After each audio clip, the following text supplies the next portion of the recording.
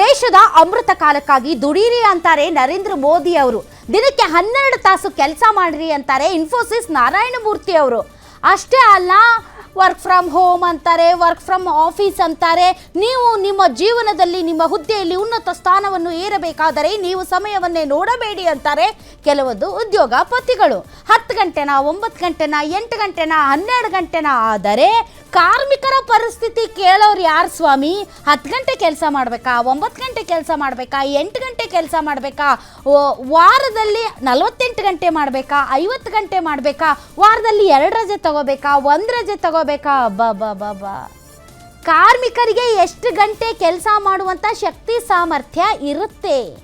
ನಿಜವಾಗಲೂ ಅದು ಪ್ರಾಕ್ಟಿಕಲ್ ಆಗಿ, ವೈಜ್ಞಾನಿಕವಾಗಿ ಮತ್ತು ಮಾನಸಿಕ ದೇಹದ ಸಾಮರ್ಥ್ಯಕ್ಕೆ ಅನುಗುಣವಾಗಿ ನಿಜಕ್ಕೂ ಈಗಿರುವಂಥ ಕಾಯ್ದೆ ಕಾನೂನುಗಳು ಕರೆಕ್ಟಾಗಿ ಇವೆಯಾ?